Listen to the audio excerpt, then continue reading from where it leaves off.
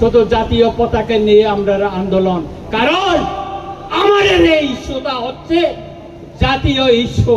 এই জাতীয় ইস্যুকে আমরা জাতীয় পতাকা নিয়ে আন্দোলন করব, রাজনৈতিক পতাকা দিয়ে নয়। আমাদের মহারাজা বলেছিল পয়লা জাতি ওলোপাতি, সেই জন্য আমাদের জাতিকে আজ রক্ষা করতে হবে পয়লা, তারপর পার্টি।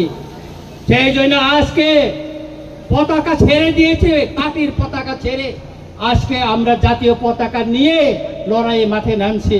অনেকে হয়তো প্রশ্ন করতে পারে রঞ্জিত দেববর্মা ত্রিপুরা মঠার এমএলএ, উনি কিভাবে পতাকার বাইরে ত্রিপুরা মঠার বাইরে হয়ে গেল? না, আমি আজকে এখানে ত্রিপুরা মঠার এমএলএ হিসেবে আসিনি, আমি সাধারণ জনগণ হিসাবে, জনপ্রতিনিধি হিসাবে আমি এখানে এসেছি। এই লড়াই সর্ব অংশের জনগণকে নিয়ে লড়াই। এখানে বাঙালি, পাহাড়ি, মুসলিম, খ্রিস্টান, বুদ্ধিস্ট, হিন্দু সব অংশের মানুষকে নিয়ে আমাদের এই লড়াই। সেই জন্য আজকে এত লোক এখানে এসেছে। কেন এসেছে? আমাদের একটাই দাবি, একটাই, সেটা হচ্ছে যারা তৎকালীন পূর্ব পাকিস্তান, অধুনা বাংলাদেশ থেকে যারা ত্রিপুরায় এসে বসবাস করছে, আমাদের অধিকার কেড়ে নিচ্ছে, আমাদের জমি কেড়ে নিচ্ছে, আমাদের ভবিষ্যৎ বংশধরদের রক্ষা করার জন্যই আজকে তাদেরকে আমরা শনাক্ত করে তাদের দেশে ফেরত পাঠানোর জন্য দাবি জানিয়েছি।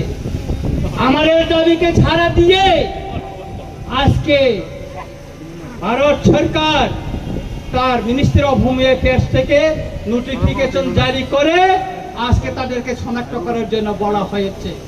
এই নোটিফিকেশন শুধু 2019 মে 25 না, 1971 সালে 29 নভেম্বর তখনও নোটিফিকেশন জারি করা হয়েছিল, কার্যকরী করেনি। তখন রাজনৈতিক দল আওয়াজ তোলেনি, কোন সিভিল সোসাইটি আওয়াজ তোলেনি কার্য করার জন্য।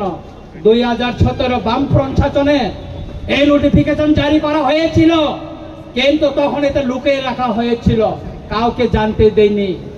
তারপর 2021-এ এখানে বিজেপি এলএন সরকার আসার পরও 2021-এও নোটিফিকেশন জারি করা হয়েছে মিনিস্টার অফ হোম অ্যাফেয়ার্স থেকে, কিন্তু এটাকে লুকিয়ে রাখা হয়েছে। কিন্তু 2025 19 মে যে নোটিফিকেশনটা জারি করা হয়েছে তার কপি রঞ্জিত দেববর্মার কাছে এসে পৌঁছেছে। কেন? রঞ্জিত দেববর্মা চিঠি লিখেছে মিনিস্টার অফ হোম অ্যাফেয়ার্সকে, সেই জন্য এসেছে, সেই জন্য জনগণ জানতে পেরেছে এবং জনগণকে নিয়ে আমরা মাঠে নেমে পড়েছে। এই আন্দোলন যতদিন পর্যন্ত একজনও যদি ত্রিপুরা রাজ্যে, ভারতবর্ষে যদি অবৈধ অনুপ্রবেশকারী থাকে ততদিন চলবে, কারণ এই বেআইনি অনুপ্রবেশকারী আমাদের দেশের নিরাপত্তা, সার্বভৌমত্বের জন্য বড় একটা হুমকি। আপনারা জানতে পারছেন সে কাশ্মীরে পেহেলগামে অ্যাটাক হওয়ার পর কি অবস্থা ভারতবর্ষে, তারপরে ভারতের স্বরাষ্ট্র মন্ত্রণালয় এই পদক্ষেপ নিয়েছে। আপনারা জানেন সেই আমেরিকা থেকে অবৈধ অভিবাসীদের প্লেনে করে হাত পা বেঁধে সেই পাঞ্জাবে ফেলে দিয়ে গিয়েছিল। কেন? কারণ এই অবৈধ অনুপ্রবেশকারীরা এটা দেশের হুমকি, দেশের নিরাপত্তার হুমকি, দেশের সার্বভৌমত্বের হুমকি।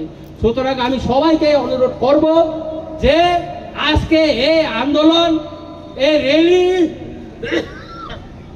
কোনো জনগোষ্ঠীর বিরুদ্ধে না, কোনো জাতি ধর্মের বিরুদ্ধে না, এটা বেআইনি অনুপ্রবেশকারীদেরকে শনাক্ত করে তাদের দেশে পাঠানোর জন্য এবং কেন্দ্র সরকারের যে নির্দেশনা তাকে কার্যকরী করার জন্য এই আন্দোলন আগামী দিনে চলবে। আমি আমার বক্তব্যকে আর বিষয়ায়িত করতে চাই না, আমাদের মিছিল এখনো শুরু হয়ে যাবে। আপনারা শৃঙ্খলাভাবে